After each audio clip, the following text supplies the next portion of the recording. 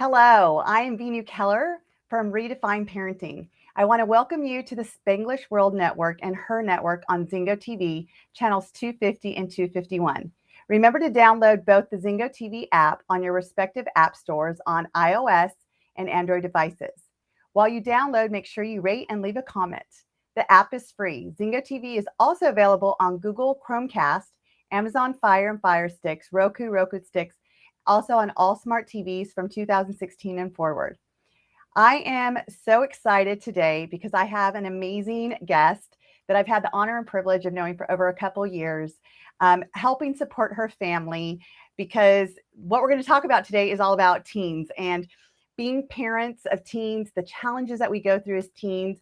And I thought, Finola Hughes, who's amazing, you might know her from General Hospital with Anna Devane.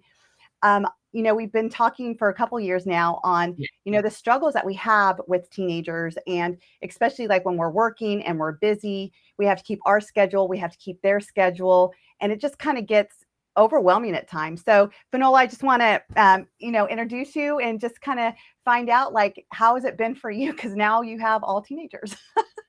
They're all teenagers. Well, one's a 20-year-old. So, yeah. Well, it's a struggle, it's a challenge, and I think it's actually a bit of. I was thinking about it today. It's kind of an art. It's turning into an art for me, like sort of trying to figure out how to talk to them the best way, because I just noticed that if you say anything a certain way, it just triggers and it doesn't work. So it's just really at this point using your words, choosing your words. I'm trying to do that, and I've learned a lot from you actually about that, how to reframe why and how I'm saying certain things and how they can hear me. Right. Because if we get more curious instead of critical, as soon as we have that tonality in our voice that we're being critical, they're going to shut down and they feel blamed. And then now you're the person that's at fault, right? It's your fault. You didn't do this. You didn't do that. And really, it was a sense of that tonality. And so I think for parents, and I'm sure that you know this too, is that you may think because you're like trying to get things done and they ask a question and you answer it, but all of a sudden they think your tone was so different and it just turns into a battle, a war. Yep. It could be over something as simple as dinner or making plans to go do something. And it's like, yeah, you could do it. And it's like, oh, she didn't even hear me. I know. And I do think asking questions has been curiosity, rather. It's just, that's been a huge change for me. Just asking the question, well, when did you wash your hair last? Just something as simple as that, as opposed to, I really think you should wash your hair. It's such a small thing. And also I think curiosity, it's a really good tool in life, like actually to ask a question. I've often found if I'm in any kind of confrontation, if I ask a question, it's human nature to answer. So you have to answer the question. So it sort of stops the momentum. If you're going towards a confrontation, it just kind of stops the momentum for a second. So you can both get your breath and one person can answer. And the curiosity behind a question, it's very human. It kind of brings everybody, I think, takes the air out of any situation. I've actually found it a great tool. Yeah, I feel like that's probably the one tool that, I've been teaching to all parents, like you were saying, is when we are curious with our kids, we allow them, it takes the judgment out of it. Because instead of saying like, I think you need to wash your hair. About you. Yeah. Right. Like, I think you need to wash your hair. It's like, when was the last time you actually washed your hair? It's like a curiosity. So they don't feel accused. They don't feel shamed. It's just, I'm just curious. Right. So when you're curious, there's no undertone of blame and shame. There's no judgment. And that's really what it is. Like, if we really want to find the tool of communicating with our teens, it's taking out the judgment. Yeah. They get so much judgment already at schools and, coaches and stuff like that. It's like when they come home, that's the last thing they want. They want to come home to us to say, so this is going on, and us going, really? That's what you did? That's how you answered it? as opposed to like, wow, tell me more, Right. and what else happened. And there was a situation that, I know one of my other clients, they got in a fight at school, and immediately the parents texted me saying, oh my gosh, you got to talk to them. They got in a fight at school. And I already asked them why they did that. Well, I got a lot more information because when I talked to that client, they were saying, I asked them, I said, what made you so mad? So it's Oh, like taking away that, like, why did you versus something had to trigger them to get that mad, right? that's great. And so all of a sudden I got the whole story. And what we found out was this kid was bullying my client for so long and he hadn't said anything. And finally he stuck up for himself.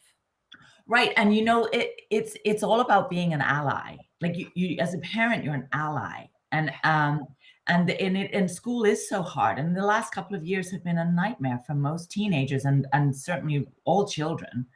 Um, and I think that they just want to feel like it's safe, and if they do feel that, so much more comes out. Like, I was sitting with my son the other day, just we were just hanging, and I wasn't saying anything, and he just suddenly started talking about him and his brother and this and just different things in life, and, I just kept my mouth shut, and I kept going, "Really?" And I didn't say anything of I didn't judge it, I just allowed it to sort of, unfold, and I and I think, that, I have such a better relationship with my 2 youngest kids now because they've been working with you and they've been being coached by you, um, and it's changed the dynamics. Like, we're all like, the whole family is much more allied, sort of, that there isn't so much of this, I'm the parent and they're the teens, even though that's accurate. I still drive them to school, I still ask them to take out the trash, but there's just more of an understanding, I think, with all of us. Right. And it's like, and I'll share this without breaking into their confidentiality. It's just that they, they had to learn like for themselves that if you just tell mom, oh, I need to do this and not give an explanation, it's like things get lost in communication. So it's being more open and creating that conversation, right? It's creating that conversation and explaining and allowing you to be in their world to understand what's really going on, to share more with you, and to realize that you're not asking them to do something because, you're mean. You're asking because, taking out the trash, even simple like that, that's part of being the family. Like Yeah. we're all living in this house. And it's like, how do we contribute to our own selves, right? How do we become a family versus individuals living in a home, and just respecting that. And also, it's like learning different formulas too. Like, your daughter has a different formula than your son does, right? And how you act and what you do. Um, and so once we also learn our children's formula, it helps us because we all have a formula. Like even in relationships, we have a formula, and it's Explain really important. explain when you're talking about a formula. Just So a because, I formula. mean, I think I can, I can conceptualize, but I'd like to. Right. So a formula is, and I'll use this as a relationship, and it's relationships to, all people, I think. So I'll use my twins as an example. So my daughter is really into singing, dancing, being loud and obnoxious, where my son is more into like watching Baby Yoda and looking at things on Baby Yoda. And so, and I know that his formula is more of a he needs my eye contact. He needs my individual attention when I'm talking to him. But my daughter doesn't. So if I'm talking to her and I'm doing other things, we're still having a great conversation. So her formula doesn't need me to just look at her and, be so focused on her presence. She has a different personality than him. Like I would even say like your daughter is very hyper focused. She's an artist, right? So Yeah, she's really a lot in she's your daughter's very internal, where yes. your No, son totally. is very external, Yeah. you know? So when you think about like when you're talking to her and you're describing like things that are going on, it's about understanding where she's coming from internally, where when you're talking with your son, it's more like, well, where is that showing up with other people then? As much as he doesn't like really care what people think, but he does because he is externally driven. Yes. And I have to have a different approach with both. Like, I mean, and Exactly. obviously that's, you have to, with most people, have a different approach. And And that's the formula I'm talking about, right? Is like the right. approach that you take. Yeah, like I have to be much more quiet with my daughter, and I can't. Her triggers are much more specific and can and I do think that that might be a little bit more. Your daughter isn't a teenager yet, but teenage daughters that they are a creature unto themselves. There's a thing that really happens, Yes. and um, uh, and a mother triggers everything in a Mhm. daughter, and they are learning how to individuate from the mother, and Mhm. that's a sort of, I think it's a painful process for both, uh, but certainly I've been really careful about not saying certain things. Like I remember my mother saying some things that Mhm. hurt me. So I'm very careful that I don't say those. So I've sort of got, I can hear that in my head and like I don't use any of those. However, there's other things that I trigger in my daughter that I literally have to find out what it is. And Mhm. so I can't sometimes ask her, I'm sorry, what happened there earlier, because she's Yeah. like, I don't want to talk about it, or you Right. know, she's over and oh God, you're so boring or whatever. So I have to try to work it out, or I'll talk to you, or I'll ask, like, what is it that I'm saying, like when I do that, um, and like we broke it down one time about the hair, Mhm. um, and you know, she was hearing complete criticism from me, Yep. anything, and so it was just pure criticism, however I worded it, and so now you know. I just have to wait for her peers to have something to say about Right. it. It's like And you have to let things go.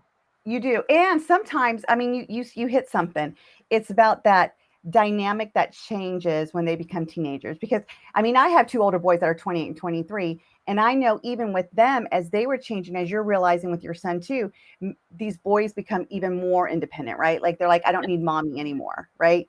And so I can only imagine what I'm going to be going through with my daughter because she's very like similar. Like she takes things to heart and it's like, how do I want to word it? And so the biggest thing for kids is knowing that they're being heard, right? And like Yeah. I ask my kids all the time, how do you know that I love you? How do you know I appreciate you? Because I want to make sure that they are seeing it through what I'm doing. And what's great about that is I get to understand again their formula. So like if you look at a relationship, right? When we're in a relationship with a partner, spouse, boyfriend, whatever it is, and say they brought you a flower every Friday. Every Friday they brought you a flower. And then all of a sudden you're breaking up with them and they're like, "Why are you breaking up with me?" And they say, and you say, "Well, because I never really felt that you loved me." He's like, "What do you mean? I brought you a flower every Friday. That showed I love you." I didn't know that because that was not my formula. What I wanted was a text good morning. What I wanted was, hey, I want to take you out to dinner spontaneously. That's what I wanted because that's my formula. And that even depicts even formula even more is that if we keep doing it the way that we perceive we need to show them love or we perceive that we're going to, appreciate them and it's not their formula, they're never going to receive it. So it's like a love language, but with your children. Yes, it's exactly like that, and we do have the love languages with the, is it touch? Is it quality time? Is it acts of service? Is it gifts? Words of affirmation. I should know that. That's one of my top ones. Words of affirmations, and if we know what that is, then we are able to transcribe it, if you would, in the way that they will receive it. And you know the affirmation, that is something that pays off down the line. It's something you Yeah. almost pay forward. And I've noticed like if I just say, thank you so much for, you know, this, that, or the other, it doesn't you'll get a or sure or whatever, or oh mom, you're just being, you know, Right. but down the line it sort of pays it. It's there, it's just in there, and they've heard it, and or you know it softens them. I Yeah. think it Yeah. I think it does soften them, and I do feel that that is one of the jobs that you have, is to try, as especially as a mother, is to try to soften them. like to try so that you can get in, and so that there's room. Um, because school makes them tough. Sometimes the other parent makes them tough. It depends on the dynamics in the family. And so, you can rely on the world. The world is going to make them tough. And you Right. also have to give them grit. I mean, that, I'm not saying that you pander to everything. You have to give them grit. But I think also, we have the ability to try to soften them so that they can let their guard down and be vulnerable, and that way you get information. Does that make Right. is that It, it, accurate? yeah, no, that totally makes sense. And a part of that, though, also when we're softening, how we could soften our kids too is letting go of our expectations for them. Oh Right? gosh, Like there's a absolutely. lot, like if we think like our kids need to be this way, our kids need to be that way, it's it's not true. We need to ask them what they want. And I'll share this, like with your daughter, happiness is like we all want our kids to be happy. But like when I'm coaching your daughter, happiness is not her word. Her word is peace and calm. Yeah, And like that was such a light bulb moment for me as well as a too, coach, when you shared that, yeah, for sure. because I was like, well, no wonder we're like fighting against her because we're trying to give her happiness and she doesn't want it. She wants No, peace and calm. She wants relax. She doesn't want to feel anxious. She wants to feel that who she is good enough the way she is. And yeah. there's no fighting, there's no turmoil. It just is. And she has the perfect personality for that too. Yeah. Last night, this is really funny, but last night she said, "I want you to help me with a math problem." And I'm like, "You why?" Because I have nothing. And so she comes out and it's sort of it's like waves or sound waves, and sound waves moving through air, sound waves moving through water. And like I read it and I not it wasn't going in. Like I had nothing. Like it was like I was just reading, it was just blah blah blah blah. And so I'm like, I don't know that I can help you with this. So we tried to, so she's like, okay, I'm just going to answer the quiz. So she starts to answer the quiz and she's like, do you think that's right? And I'm like, sure. Okay. Yes, maybe. And so she answered everything. And then she's like, I don't think any of this is right. She said, but I'm just going to submit it. And I'm just going to, and I was like, do it. Then the teacher will have to explain it to you. If you get it all wrong, they will have to explain it to you. And if you get some of it right, but I was like, it doesn't, just go with it. Because I also wanted her to not feel anxious about it because, Right. I mean, I'm not necessarily sure that any of us need to know about sound waves, but it's kind of a nice thing to know, maybe for whales or whatever. But I really was not gonna, make her get anxious about it. And so she submitted it and she was like, we'll see. And I was But like, yeah, see. that's a beautiful example of softening it, right? Because a lot of us parents, and I know I used to be guilty because I mean, I've changed the way how I parented. Like how I parented my boys is so different how I parent now. And I'll tell you, it's part of what you were talking about. It's like, yes, we have to teach our kids the grit, right? We got to prepare them for what the world Oh, offers, but we also need to be that safety where they can come and know that we're going to nurture them and be soft. But one of the things that I feel that parents do is that they make grades and assignments and everything weigh so much more to these kids. so And it's like, important. you know, Good and it was Lord. funny because I was just having a conversation with your daughter last night about this. I said, a lot of parents put a lot of intention on you have to have A's, you have to have B's. So when a child takes a test, because I know your older son has test anxiety, right? Oh, It's like he's real test they're anxiety. so He focused on flatlines, he literally flatlines in the right. test. And this is So why he's so focused on, I got to pass, I got to pass. He can't even recall any of what he's taking the test on because he's so worried about failing. And I that's know. what test anxiety is, right? And so I Yeah. was talking with your daughter last night and I was like, because I was explaining to my kid the other day and I was talking to your daughter and I was saying, if you fail a test, it does not mean you're dumb. It does not mean you're smart. It does not mean you're bad. It does not mean you're good. What it means is you are not comprehending the information that was on that test, which means, just like you said, the teacher's going to have to realize you don't know it and help you then, right? Yeah. And that's what tests need to be about only is do you recall the information in this chapter enough to take this test? And if you pass, then obviously you knew enough. And if you didn't, then is it something that we need to pay more attention so you can go forward, or is it not a big deal and let's just keep going? Because the thing is, the world isn't set up like this. Right. When they get out there, they're going to have to be self-motivated. They're going to have to be, and the world is not set up like you don't go into a business and everybody tells you what to do. Like you're expected to think for yourself. And I don't know that any of this, the way the lecturing and the testing and the way that the kids are taught, I'm not 100% sure that any of this is correct. It's an archaic system that was set up back in the industrialized revolution. I mean, it was set up back then, and it was to teach people how to go into a factory. So now we're teaching people how to be individuals, and I don't think that the school system is set up to do that. No. Can you That's just imagine? my opinion. No, I agree with you, because I'm going to say, can you imagine a school where your kids learned math and English and reading? Because I do believe those three things we need in Yeah. our life. And they had a school on proper social media etiquette. They had a school on proper financial awareness. So we know how to save. We know to put 10% here, 10% there to Oh, create, yes. 50, 30, 20. Let's teach right? that. What if we taught them how to get out in the world and how to look for a home and turn on your your electricity, your water, like real life skills Skills. versus learning about the Boston Tea Party that, you know, I mean, I don't need to know that now. Right. But that's what I'm saying. And that's why, like, I never used to be a fan of homeschool. I'm going to be honest. And then all of a sudden, this whole, um, you know, COVID happened and Yeah. we were forced to it. But I think what parents found out was that a lot of it was, the switch helped their kids progress even more.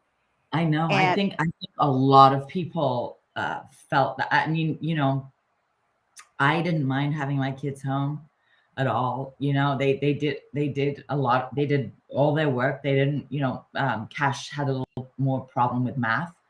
But yeah, but look at him now when he's doing the online math now. yes, He's it's doing excelling online. so Yeah, good yeah, versus being in doing that really high well. school doing it, right? Like, and him Yeah. and I were just talking the other day, and he was like, that was like the best switch. I'm so glad my parents heard me. And Hmm. that's what he says. I'm so glad they heard me and they were able to switch me because I'm doing so much better. Because Yes. it's interesting. So with grades, is the pressure coming from themselves because they have a standard, or the parents? And I know with your son particularly, he is his worst critic.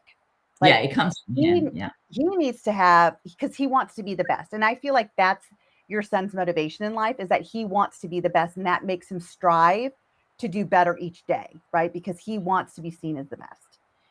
And And I have to say, like with the school he's at, that they're both at, we went in, and I went in and I had a meeting with his counselor, and with my son too. And the counselor was so receptive, and she was like, okay, so maybe he's going to do better if he does this one block online, and then we'll support him. He can go into another classroom, and we'll support him with and it's a little bit more a la carte. And I really right, liked the fact that the school was open to that. They right. were willing to meet him where he was. I love that. And I do feel that the system is maybe not supporting the kids, but the teachers really are supporting the kids. And if all of us have learned anything this past couple of years, is the fact that the teachers are the ones in the trenches with these kids. And they had to adapt, and the children had to adapt, and just in order for the world to keep going. But uh, I think sometimes it's up to the parents to try to help the kids find a skill, and to try to teach them about money. And but it would be interesting if some of the principals in schools started to reassess the testing system. Right, and adapt to where we're at now. Like you said, we're not in the industrial system anymore. Like, we're not learning these skills to go into, a factory. Like more and more people are becoming more entrepreneurs all the time. Yeah. And if we have the entrepreneurial mindset and we're teaching our kids to look at that, like, and again, it's like what I tell everybody, we are our children's inner voice. Like, regardless what we're saying or not, they're watching us. I was at the store the other day with my family, and we were at Michael's looking at the arts and crafts stuff. And she goes, Oh, I love "Mom," that place. she's like, "Mom, if we got this and we put this in there, do you know that we could sell this for even more?" And the cashier's like, "Oh my gosh, you got a little entrepreneur there, don't you?" And That's it's just, great. yeah, she's always, that's how my daughter's always thinking though, right? But she also sees that me and her dad are entrepreneurs, right? And we're always looking and creating and doing, so they see what we do. And so their mind goes that way. And that's why I always tell parents, it's like, it's not so much we say, it's what they see us do that Mm, that they take on. But I wanted to kind of change a little bit, because you brought up sure. something the other day, you and I were talking about, is like how different life is from when we were growing up to where our kids are now, Right. right? And you were telling me a lot of great things, like the differences of, even safety, communication. Like, we didn't have social media. We didn't, No. I mean, I feel I'm so much more protective over my kids now. And I was thinking, but I was just riding my bike 2 miles and my mom didn't even, like, there was no cell phone, there was no GPS. Yeah, I think what I was saying to you is that our children have little physical autonomy that we had. Like I was out in the street playing until whatever time, and then I'd be called in for dinner. My parents didn't know where I was necessarily, uh, and I was getting on the bus at the age of 8, like on my own, like a proper London bus, and I was getting off where the school was. So 8 until 10, I was getting on the bus on my own. And then 10 until 18 or whatever, I was getting on the subway. So that has changed. And, but I was innocent in other ways, but I was streetwise. Uh, Mhm. and, and I think that autonomy has changed for kids because now they're all in the home and they're all online and they are exposed to so much more about the world, and yet I think physically they're just not out there as much as we were. So Right. I'm just aware of it. That's all, and the differences in parenting that, and the differences in having to parent social media. Dear Lord, Yes. It is scary. not And and I think that's where parents do need to step in more, like, what are the rules and the boundaries? Like, I mean, my husband and I, we have differences in our parenting. He said, he calls it, and he has a great name for it, free range parenting. It's like, as long as the kids aren't killing themselves and they're good, I'm good, right? And for me, I have more of a structured parenting. Like, when you get home, you have your break, and then you need to go outside and play. It's a beautiful day. Get out of the house. You've been cooped up in a classroom. You don't need to be cooped up in the home right now. And so I personally limit the amount of screen time they have, because they're on screens all day long at school too. Like, all their assignments are on iPads now, or computers. Like, their reading is on computers, their math is on computers. Like, I want their brain to get a break from all of this and go experience the world. Go see what yeah. it's like to walk in grass barefoot, and go look at the roots of a flower. Go climb a tree and get your exercise. Find kids in the neighborhood and go do relay races. They get out and expand. I mean, I think if anything that COVID did for us, it cut off our kids' ability to socialize. Oh, They oh, it so did. they That's that's the worst. it is. And I feel that kids need to know how to communicate with other people without their phones, without the screen. They need to know how to have a face-to-face conversation. And because I will tell you, I have so many kids now that I coach, and they talk to me as if they're texting me. And like if they have to go to the bathroom, they'll say, uh, BRB, BRB, yeah, BRB. BRB, and I'm like, what? And they're like, oh, be right back. And I'm like, have we really come to a society where we're we're talking like we're texting, like little letters, like we can't communicate. We don't know how to look people in the eye and really have that empathy and that compassion when people are sharing and talking. One of the most beautiful things that I do as a coach is I do Zoom. I don't ever just coach kids with a phone because No. I want eye contact. I want to feel them. I want to see what they're going through. Like I don't want them to tell me, I got a C in math and and I feel so good about it and I'm watching their body language that tells me they are not good about it. Something is going on there, which allows me to be more curious and say, well, what did that mean to you? Like what did it feel like to you? And I can pull more out of them by being curious. And most of the kids I coach, they're not going out and playing with friends. They come home, they hang out at the home, they get their homework done, which is on screens, and they are on social media because that's their socialization. That's it. Yeah.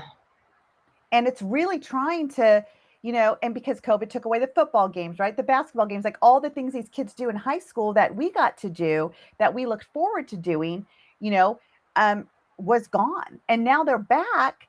It's like, well, we got comfortable to this. So why do we need to do that? Right. You know? How do we, like, seriously, because social events were dangerous for the last couple of years. And I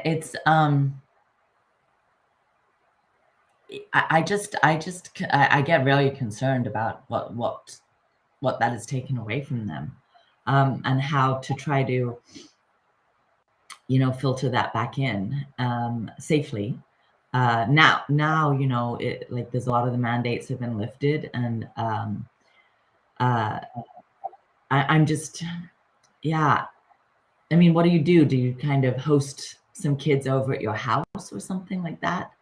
I'm curious. I'm like, I'm at a loss. I mean, I'm I'm up for advice on all of that. Right. So I think that one of the things is great is getting people together, like creating social opportunity. Like, why don't you, you know what, let's go bowling. Why don't you invite a friend to come with us? Oh, that's a great idea. Yeah.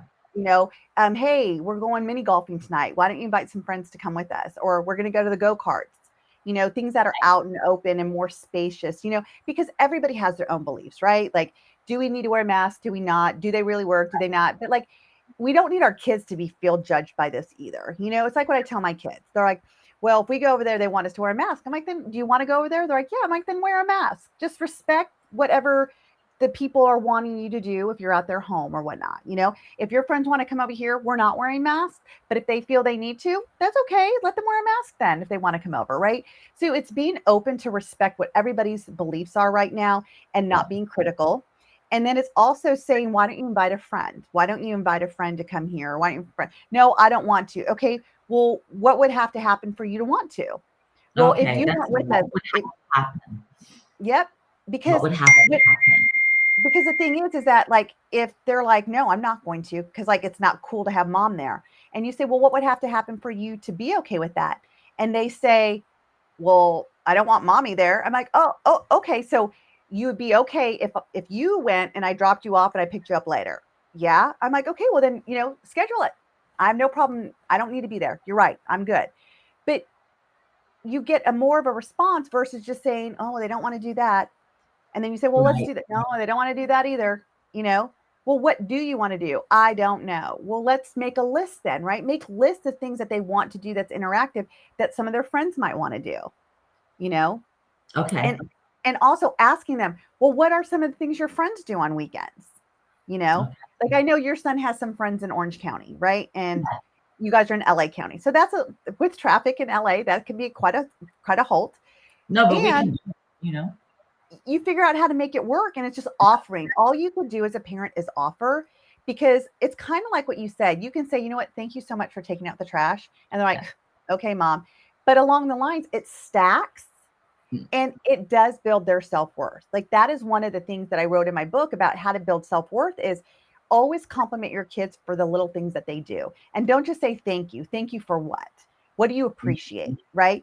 And then that stays with them, so the next time they do it, they already know their worth lighting you up by doing that. And Right. so if you're always offering, you know, if you ever want to make plans with your friends in Orange County, let me know. I will help you make that arrangement, right? Mhm.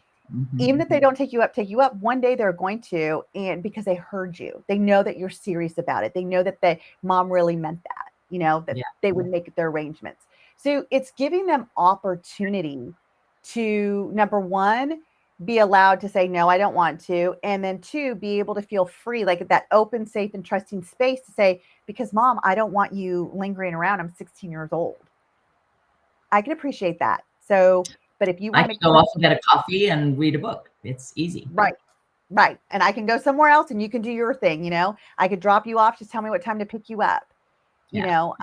So that's one idea of how do we get our kids to be more into the social. The other thing is I tell parents is like, find recreational things for them to do, find clubs for them to join. Like, what is it that they really enjoy doing? And how can we get them more in person versus online? Oh, yeah. Yeah, Like I know, in person. Like learning how to read cues. You can't read a cue online. I mean, you can, but it's like learning how to like really look at your people in the eye and be right. next to them and sense them. Yeah, because I know that your son takes acting classes, and I keep saying to Michael, "When are you going to go in person? When are you going to go in I person? know. You got to go in And it's person." funny, I went the other day to teach one of the acting classes and I was there in person and and it's great. I mean, it's really it's really so important for Right. these kids out of a school environment. They need to, like, I think bowling and I think that all of the outdoor golf and all of those things are really great ideas. Because I'm constantly booking museums. Let's go see that, and they're like, we don't want to go see another museum. Yeah, they're done with museums. They told me that too. They're like, we are done with museums. I'm like, so you know what I I tell told them? them I tell them, I said, so give your mom other ideas. I said, yeah, this is what I say to them. I say, what is your mom's outcome?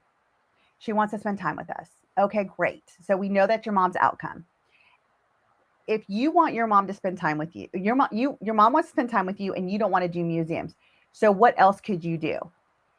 Make a list for your mom. I've said this to you, like to both of them several times. Make a list and say, Mom, this is what we like to do. At least give your mom options, because if yeah, not, if you're not giving her anything, your mom is your mom. She's going to find time to spend time with you guys. Right. So you either, come together and figure out what you want to do, or you're going to go to museums. And they both laughed at me. And that's it. so, but they got it, right? They got it, especially when I asked them, what's your mom's outcome? I said, do you think your mom's intention is to make you miserable and drag you around to a museum? And both of them like, no. And I said, so tell me what her intention is. What is your mom's outcome? And to me, that's like the most important thing. Like whenever I'm coaching kids, I'm always asking the questions like, what's your parents' outcome? What's their intention? What would you want to happen differently?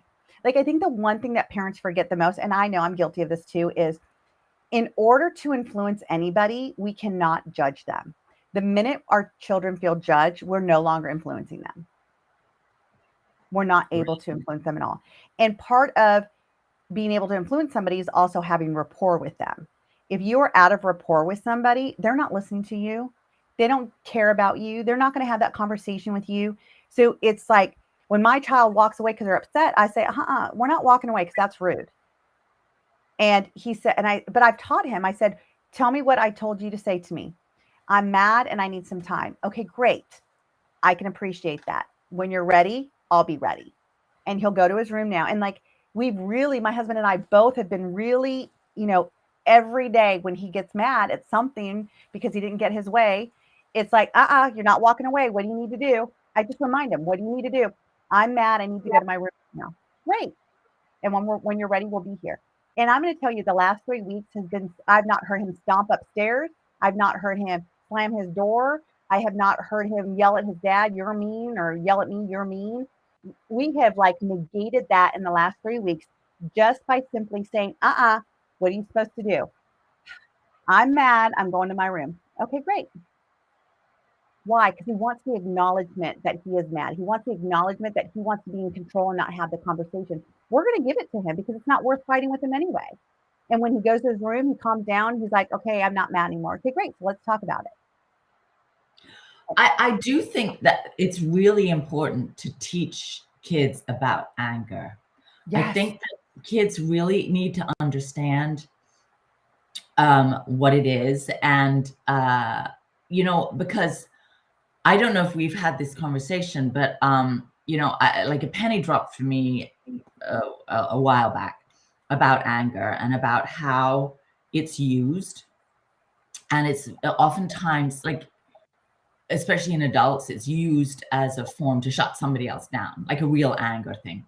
And then also the walking away is used as a means to shut the other person down, because you're not allowing the thing to Right. continue. And so I've had this conversation with Cash, and I think you've had conversations with Cash too about this. Cash being my middle son, and that you are in control of your anger. People are in control of their anger. And when people say, "Oh, I lost my temper," no, you didn't. You knew that you because there's nobody else that's in control of your own anger other than yourself. Like, nobody else can control it. And people use their anger in order to control somebody else. And I think the moment that sort of dropped for me, and I had a conversation with Cash about it, and he really began to see how anger is used. Like, it really, like, the penny dropped for him. And I just that was a real awakening for me, the day that I suddenly, I think I was actually reading a book, and it was about some emotions, and it was about trauma, and it was talking about anger, and that we are in control of our anger, and we use it, and it's a real thing. And it's like it's performative, in my opinion. That's just my opinion. One of the things, I'm going to tell you, so I totally remember this time because Cash and I started talking about this, and he actually was like doing research on it and came up on some stuff we were talking about. And I said, I think it was Nelson Mandela who said, when you're angry at somebody, you're drinking the poison and expecting your opponent to die. Oh, yeah. And he was like, oh my God, that's so great. And so he started researching that. And I said to him, anger is a second emotion. And I said, anger is always a second emotion. And I said, think about the last time you were angry. He's like, okay. And I said, what did you feel first? And he's like, I was mad. And I said, no, you felt like you weren't heard. You felt like you were deceived. You felt like you were cheated. You felt like somebody was better than you. You felt not enough. Something you felt. Or you were hurt. You were hurt, right? Hurt, confused, overwhelmed, stressed.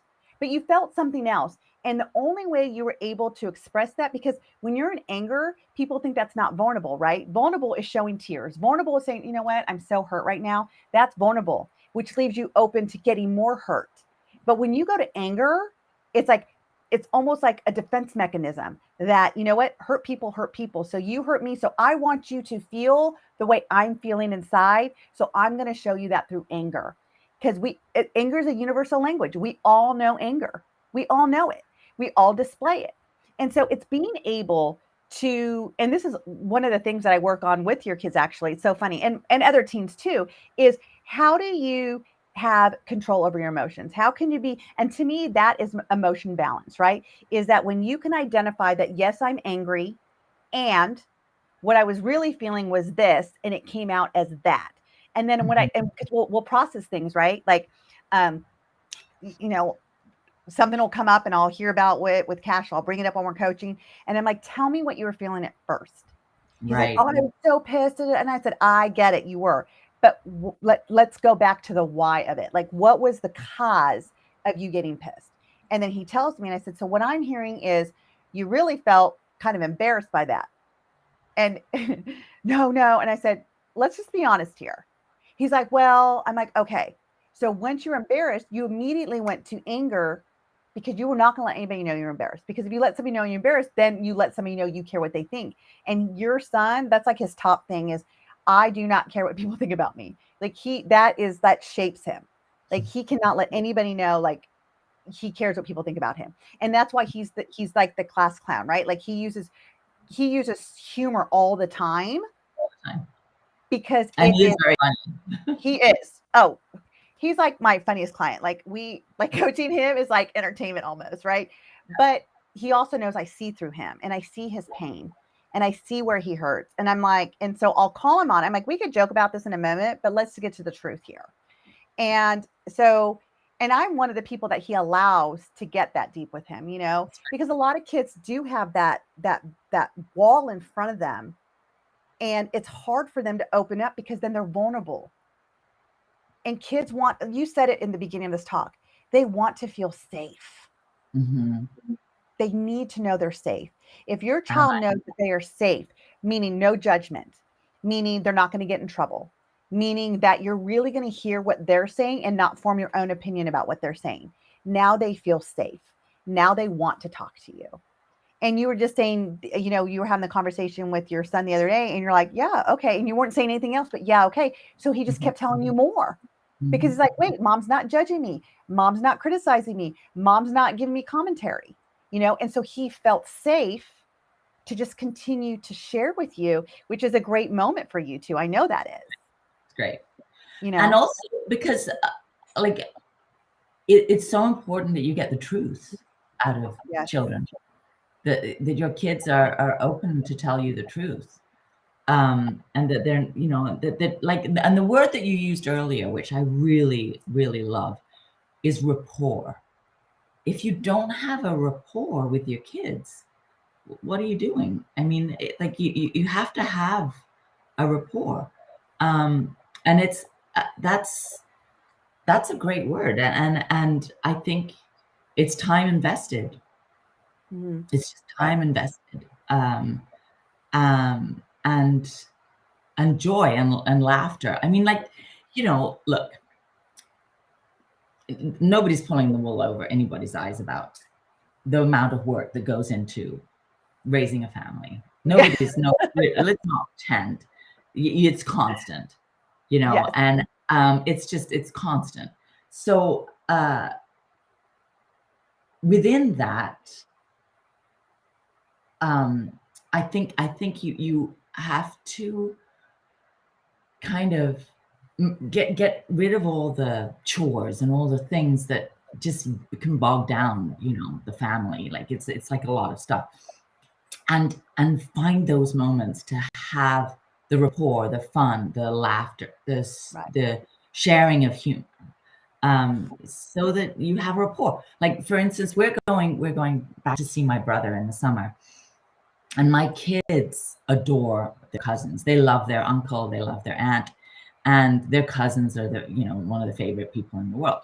And I know when we get there, we're just going to laugh for 2 weeks because I have a rapport with my brother that I've had since we were kids. Right. And it's this shared humor, this shared family humor, which are building blocks. And look, we all have different family circumstances. There's single parents, there's double parents, there's whatever it is that you're doing to juggle this play that we're all in. Right. And if you can just find time to put aside the washing up, put aside the washing of the hair, put aside the laundry, whatever it is, and find the time to make that rapport with your kids and that fun and the sense of humor and the sharing. Forget the grades, forget everything for like some moments of the week. It's that presence, right? It's that presence with them. And I wrote this book. It's, teach your children that they're enough, because that's my second chapter. It's like, you have to be present. You have to be present with your kids. You have to be, because you just hit it on the head, because that's where the rapport comes. When this no longer is in your hand and you're just sitting there going, wow, tell me more, And it's also asking your kids, like, okay, before we get started, do you want to just vent, or is this something you want me to support you on? What a great question. One of my great friends taught me that years ago. The guy was like complaining about. She goes, Vinu, are you just venting to me, or do you want me to help you solve it? And I said to her, I'm like, I don't know. Can I get back to you on that? And she goes, yeah. and she's one of my dearest friends. That's She's a great. trainer with me. And so I came back to her, like we were all kayaking. We were doing this trainer thing all together, and we're on kayaks. I came to her and I said, "Hey, Melissa, okay, yeah, I just wanted to vent." And she goes, "Okay, great, girl, vent away, vent away." That's Because especially when your kid keeps coming to you over and over and over again, it's like, are they just venting or is this something? Because as soon as you try to say, okay, well, honey, have you tried this? Mom, you're not listening to me. I'm like, okay. Mhm. So I back off, and then they come back with the same problem. I'm like, okay, honey, we talked about this. See, you're still not listening to me. Finally, I'm like, honey, are you just venting to me, or is this something you want me to help you solve? And then you got to go back to the formula. How do they want you to solve it? Do they want you to like give them advice, or do they want you to ask questions like, so what would that look like then? What would you want instead of feeling this then? So what do you need to do then to have that feeling then? That is so good. That is so good. That is like So, real, really, really good tool. and the other thing, I just want to go back to your daughter for a minute, because we did bring up like her word is peace and calm. As soon as I established that with your daughter, she has opened up. Like, she is like a flower that has bloomed. Like, we laugh more, than ever on our calls. Like, she is so night and day from when we first started coaching. Great. We joke around, we laugh. As soon as I'm like, you have not eaten today. Go get a That's right. snack. That was yesterday, right? I can tell that she is one of those hangry kids. So her blood sugar or whatever, but as soon as she has that smoothie, or that boba tea or that piece of cake, like, all of a sudden I see her beautiful personality shine, Right. and she's actually has a little bit of excitement. I don't know if she's going to admit it to you or not, about going to the new school. We're already talking about how to present herself open so people know they can come to her. We're already practicing that with her. We're practicing, this is a new start. What do you want it to look like? Oh, You that's know, great. like, we are working so towards that anticipatory guidance, because I said, remember, you want peace and calm. So what is that going to look like for you there? And just by establishing that versus, oh, you want happiness, she still would have shut down with me. I don't think that she would have ever opened up the way she has with me, because she's like, wow, you get me. Like, you totally get me. And again, she feels safe, right? She feels safe to share with me and allow to sink in. Like, I forget what I gave her last night. I gave her one exercise yesterday, and I said, that's all you have to do. And she's like, okay. I'm like, you're going to do it, right? She goes, yeah, I'm going to do it. I'm like, okay, it's not a lot. And she's receptive to it because of that, right? It's receptive to realizing, like, wow, someone's on my side. And I do everything through curiosity. Like, everything is through that word curiosity. So, Love that word. I've always loved that word. It's great. Yeah. I was going to say something and I've forgotten what it is now. Hang on. It'll come back to me. Uh, oh yeah, I know. We're raising citizens, and I think that that's something that I try to keep in the back of my head, and that's actually from my mother, because I remember my mother saying to me one time, to me and my brother, she said, "I'm not raising a boy and a girl. I'm raising people." mm, And it was great. And I remember her saying that so clearly, because I was like, oh, she is. She's just raising people. And she mhm. was like, she told me things that I was way too young to know about, but she felt that, that's what she was doing. She was raising citizens. And I think that's something to keep in mind, Yeah, because how do you want, because, you want kids to know that their anger, that they they're don't being lose their, heard. Right. yeah, And they and don't be lose, in control of it, right? Like, how do you stay in they have control to of it? control it, and they have to be responsible. Right. They have to. Ownership. Ownership is huge. That's one of the other components that I coach on my teams with, right? Is the ownership of their actions and whatnot. But Oh, yeah. I'm sure we can go on and on and on.